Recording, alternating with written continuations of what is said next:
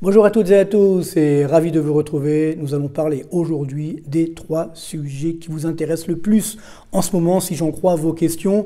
Tout d'abord, la stagflation, c'est-à-dire la récession qui est en train de revenir, notamment en France, avec une inflation qui reste élevée. Certains nous disent que ça y est, ça baisse enfin, va-t-on dire. Est-ce que c'est vrai? Est-ce que ça va se prolonger? On va voir ça dans le détail. Deuxième sujet extrêmement important, les déficits publics. On vient d'atteindre des nouveaux sommets historiques pour la France. Est-ce que ça aussi, ça va durer? Est-ce que c'est dangereux?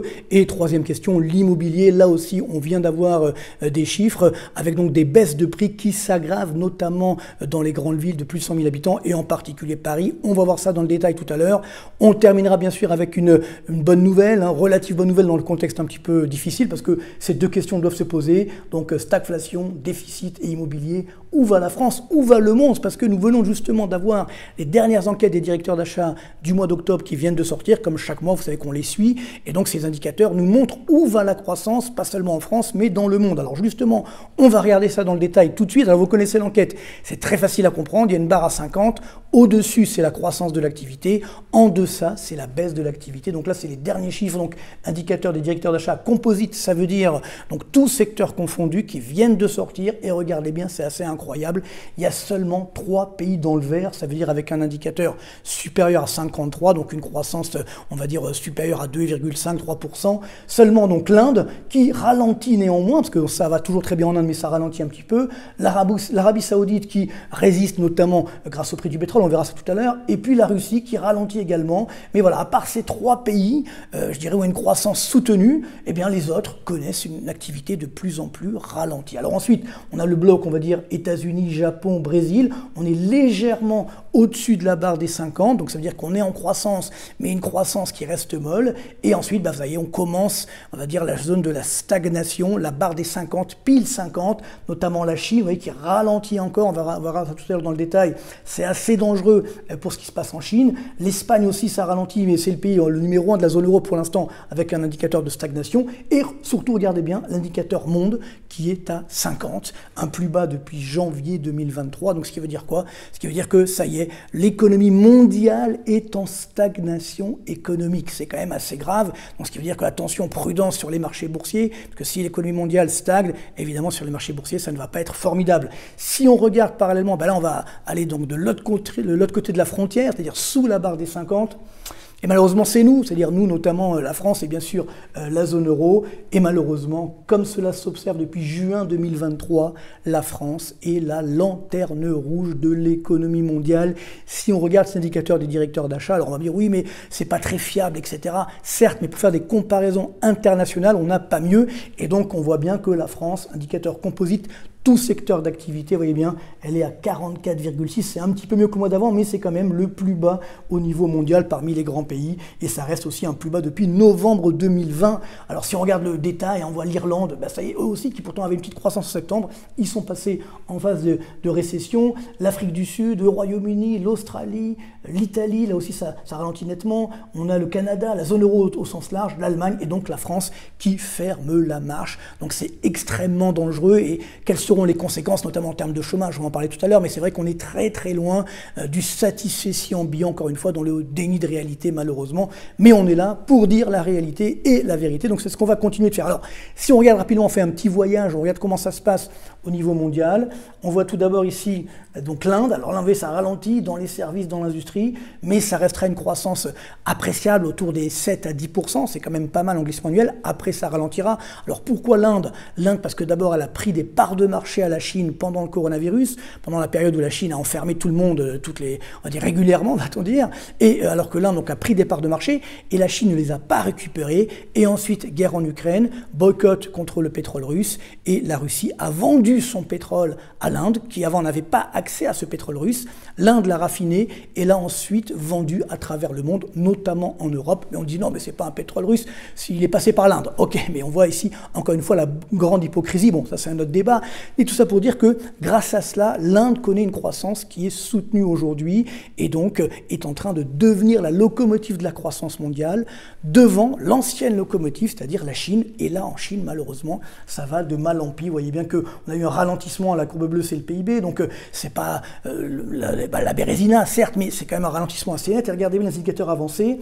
Dans les services, on est toujours au-dessus des 50. Dans l'industrie, on est repassé en récession. Donc, ça veut dire qu'effectivement, l'économie chinoise souffre. Et là, les chiffres viennent de sortir sur la balance commerciale chinoise sur le mois d'octobre. Regardez bien, c'est toujours en excédent, certes, mais on a seulement un excédent de 56,5 milliards de dollars au cours du mois d'octobre 2023, 862,8 sur 12 mois. Alors, c'est beaucoup, certes, mais regardez bien, ça baisse très fortement par rapport au précédent sommet. On est sur des plus bas depuis avril et juin 2022 respectivement.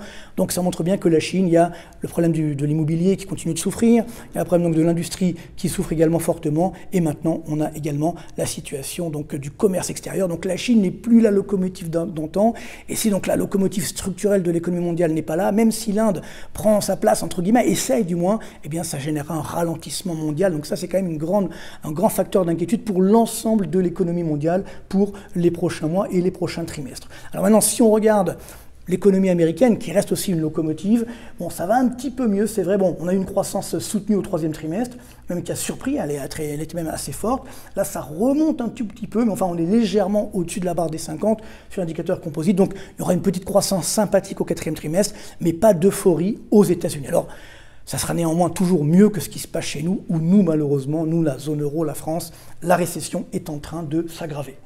On le voit ici, avec donc sur les chiffres du mois d'octobre, indicateur des directeurs d'achat, donc encore une fois, tous secteurs confondus, ça continue de baisser. Donc vous savez que le PIB de la zone euro a déjà baissé au troisième trimestre 2023, donc il va encore baisser au quatrième trimestre 2023, donc on aura bien 2 trimestres consécutifs de baisse du PIB, donc on aura bien cette fameuse récession qui s'installe dans la zone euro. Ça pourrait même continuer au début 2024, ça va bien sûr dépendre du contexte international. Alors si on regarde de ce qui se passe également chez nous en France, alors j'ai envie de dire, malheureusement, c'est presque pire que dans la zone euro. Enfin, si on voit d'ailleurs, c'est pire, si on voit l'indicateur des directeurs d'achat. Regardez bien dans l'industrie, ça c'est l'industrie, la courbe bleue c'est le PIB, la courbe rouge c'est l'activité donc industrielle.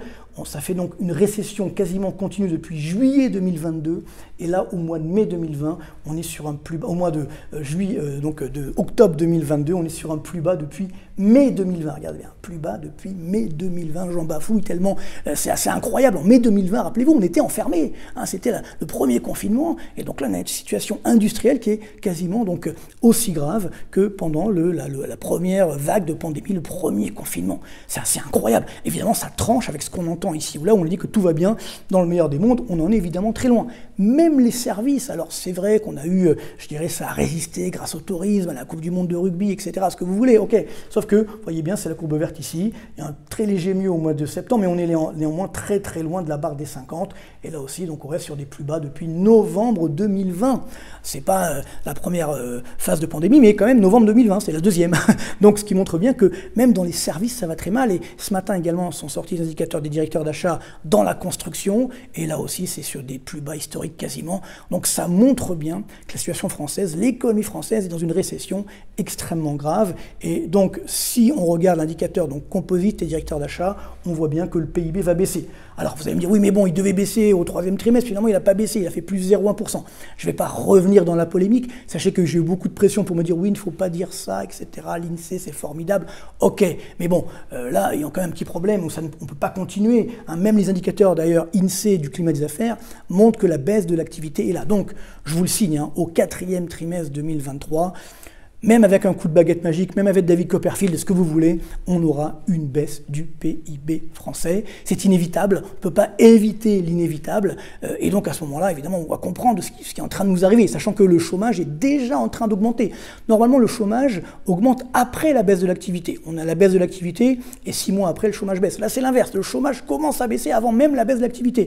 Donc il y a un loup quelque part, ce qui veut dire que malheureusement, ça va générer une situation où la récession va s'installer également en France. En fait, elle est déjà là, on ne la voit pas, on ne veut pas la voir, mais elle est déjà là. Et ce qui est fou, c'est que cette récession est là, malgré l'explosion des déficits budgétaires. Voilà, vient de sortir le chiffre du déficit de l'État, uniquement l'État, c'est-à-dire sans compter les collectivités locales, sans compter la sécurité sociale, et regardez bien, sur les 9 premiers mois de l'année 2023, donc de janvier à septembre 2023, 186,12 milliards de déficit, c'est tout simplement du jamais vu. C'est 40 milliards de plus qu'il y a un an. c'est-à-dire que de janvier à septembre 2022, et c'est 11 milliards de plus que le précédent record historique de 2021.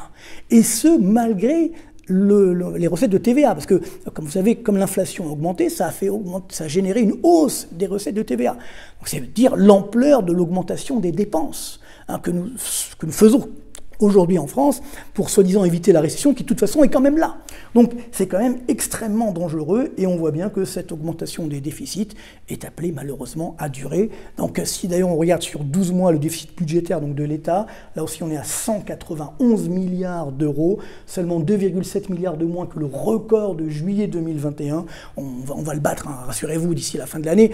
Tout ça pour dire que, attention, eh bien, le déficit va encore augmenter et la dette publique va encore augmenter. Alors ça va que jusqu'à encore quelques années, on disait c'est pas grave, les taux d'intérêt sont à zéro. Sauf que non, maintenant les taux d'intérêt augmentent de plus en plus fortement et ça continue. Vous savez qu'on a eu une petite accalmie la semaine dernière grâce à la baisse des taux d'intérêt aux États-Unis, mais néanmoins, regardez bien, ça c'est les taux d'intérêt à 10 ans de la dette publique française. On était monté à 3,50 il y a quelques semaines, c'était un plus haut depuis novembre 2011, rappelez-vous, là on est à 3,35. C'est quasiment la même chose, donc un plus haut depuis le début janvier 2012. Donc ça veut dire que le coût de la dette, hein, ce qu'on appelle la charge d'intérêt de la dette, va encore augmenter, elle va très vite atteindre 70 milliards d'euros par an. Rendez-vous compte, c'est des sommes colossales qu'il va falloir débourser, donc qui vont aggraver la situation des finances publiques de l'État et donc qui vont aggraver la dette publique française. Voilà ce à quoi nous sommes malheureusement confrontés. Et le problème, c'est que si les taux d'intérêt continuent d'augmenter, ou même s'ils restent à ce niveau-là, eh bien ceci va casser encore l'investissement des entreprises et l'investissement des ménages en logement. Et c'est là où on arrive sur les derniers chiffres sur l'immobilier français qui viennent de sortir. Rappelez-vous qu'il y a déjà quelques semaines, on nous disait, enfin quelques mois plutôt, on disait oui, alors ça y est, on est passé sous les 10 000 euros du mètre carré à Paris. Regardez bien le chiffre, là, c'est les derniers chiffres de meilleurs agents. On est à 9 733 euros du mètre carré, donc on est largement sous les 10 000 euros. Ça veut dire une baisse de 10,8%, quasiment 11% de baisse par rapport au sommet de 2021. Voilà aujourd'hui où est l'immobilier parisien. Et d'ailleurs, dans l'ensemble des grandes villes de plus de 100 000 habitants, eh bien, on voit bien que ça baisse partout pour les appartements. Boulogne-Billancourt toujours à moins 14%, Montreuil quasiment moins 12%, Aix-en-Provence moins 0,7%, Nice moins 0,1%, Lyon moins 12,2%, Bordeaux moins 4,7%, Villeurbanne moins 2,3%, Rennes moins 2,6%, Strasbourg moins 3%.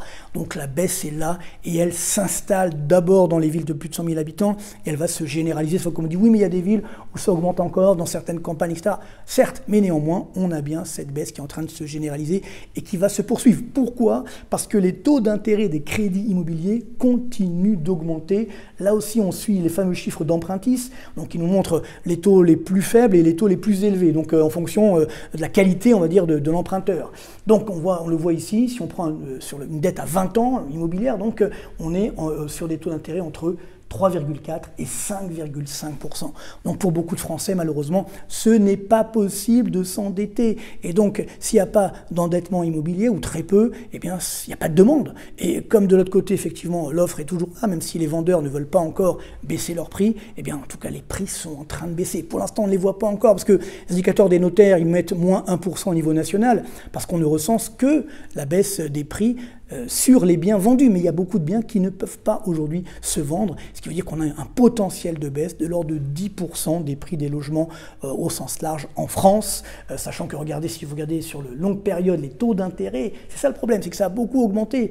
On retrouve cette courbe depuis 2019, vous voyez, on est largement au-dessus de 2019, et a fortiori par rapport à 2021 où on avait des taux d'intérêt entre 0,6 et 2% sur le taux de 20 ans, 1% en moyenne, vous voyez que là on est largement au-dessus, et donc encore une fois, ça devient quasiment impossible pour beaucoup de ménages, même si certaines banques font des efforts, mais globalement, ça ne suffit pas, et ça, c'est très dangereux, c'est-à-dire que la baisse de l'immobilier va évidemment se poursuivre, parce que les taux d'intérêt vont rester élevés. Certes, il y a de la récession, et donc ça limite la hausse des taux d'intérêt, mais les taux d'intérêt vont rester élevés à cause, justement, notamment chez nous en France, d'une explosion de nos déficits et de la dette publique qui ne s'arrête pas, et qui va malheureusement continuer, parce qu'il n'y a pas de volonté politique d'inverser la tendance. Alors, dans ce contexte, on va me dire, oui, mais il y a peut-être une bonne nouvelle, c'est la baisse de l'inflation. C'est vrai que l'inflation a baissé, on le voit ici, donc sur la période récente. Alors là, attention, on va regarder l'inflation aux normes INSEE, c'est-à-dire aux normes françaises, c'est la courbe bleue, on est à 4%, et aux normes Eurostat, vous savez qu'il y a deux différences, donc aux normes harmonisées européennes, on est à 4,5. Ça a quand même bien baissé, vous voyez qu'on était à 7% aux normes européennes, plus de 6% aux normes françaises, donc ça a quand même baissé. Mais attention, la baisse de l'inflation ne veut pas dire la baisse des prix. D'ailleurs, si vous vous souvenez, je vous ai mis un petit graphique que je vous présentais ici même au mois de janvier 2023. En début d'année, je vous disais, l'inflation va baisser. Vous voyez bien, c'est le chiffre, c'est exactement le slide. Vous pouvez regarder cette vidéo. Vous voyez, il y a la date de janvier donc, 2023. Et donc, je vous avais ici donné mes prévisions pour 2023 sur l'inflation française qui allait baisser. D'ailleurs, je voyais même plutôt 3%. Là, on est à 4%. Donc, elle peut encore baisser. Pourquoi? Parce que c'est mécanique. L'inflation, c'est ce qu'on appelle un glissement annuel. Ça veut dire on compare les prix d'octobre 2023 par rapport à octobre 2022. Et comme en 2022, les prix ont vraiment complètement flambé, même s'ils augmentent encore en 2023, mais ils augmentent moins que l'année dernière, donc ça fait baisser le glissement annuel. C'est mécanique, c'est automatique, mais ça ne veut pas dire que les prix baissent. D'ailleurs, les prix ne baissent pas. Si vous regardez les chiffres du mois d'octobre, alors on a eu une petite hausse de 0,1%. Donc là, c'est vrai qu'on avait eu une petite baisse donc, au mois de septembre, après une hausse de 1% au mois d'août, vous voyez que c'est cyclique, mais sur longue période, vous voyez, de janvier 2021 à octobre 2023, ça c'est la France, les prix à la consommation ont augmenté de 15%. Alors que de janvier 2012 à décembre 2020, il n'avait seulement fait que 9% d'augmentation. Donc on voit bien cette tendance inflationniste, elle est là. Donc si l'inflation baisse, ça ne veut pas dire que les prix baissent. Vous voyez, les prix ne baissent pas, ils continuent d'augmenter. Et alors, encore pire, malheureusement pour nous, c'est que nous, on a eu ce bouclier tarifaire qui a un petit peu masqué la réalité. Maintenant que ces effets s'estompent, eh bien la France est en train de devenir le pays de la zone euro où il y a le plus d'inflation.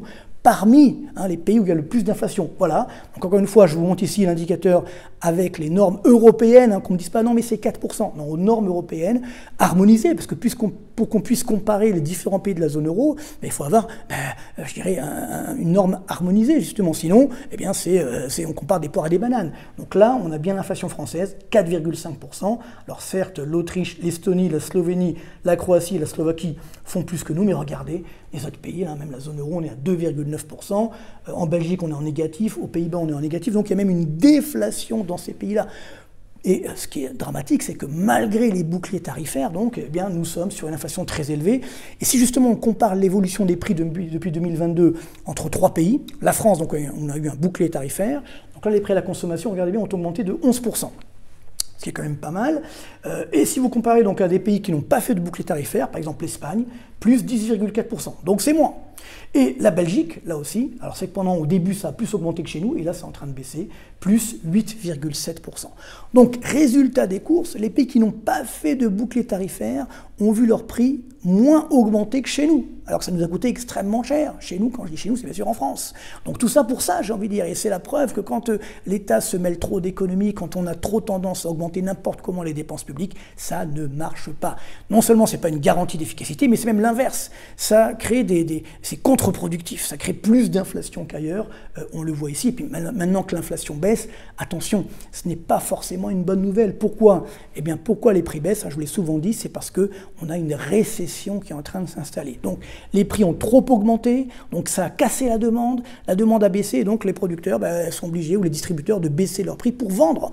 Et ça va malheureusement s'aggraver dans les prochains mois, parce que la récession va s'aggraver. Donc, les prix vont encore ralentir, mais peut-être même baisser un petit peu, notamment en début d'année 2024, mais ça restera une inflation qui restera élevée, même si elle baisse, et surtout cette baisse de l'inflation sera liée à une récession qui s'aggrave.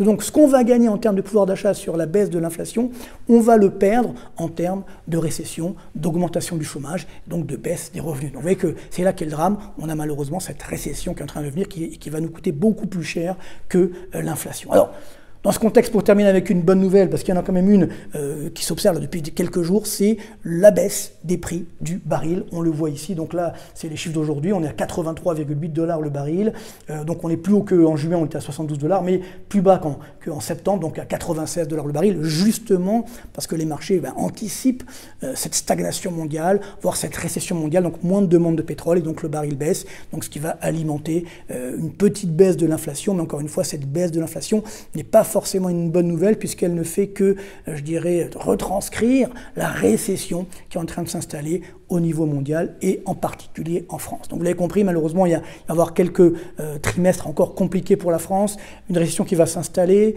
l'inflation va encore rester élevée, les taux d'intérêt vont rester élevés, le chômage va augmenter, nos déficits vont encore augmenter. Donc voilà, c'est vrai qu'on aimerait dire l'inverse, mais on se doit de dire la vérité. Tout ça pour qu'enfin un jour, on prenne les bonnes mesures pour sauver l'économie française. C'est tout ce qu'on peut nous souhaiter. Encore une fois, merci donc pour votre fidélité, merci pour vos likes, pour vos pouces vers le haut, c'est formidable. Continuez également de vous abonner, de faire abonner. La vérité économique doit l'emporter. Portez-vous bien, merci encore pour votre fidélité et à très bientôt.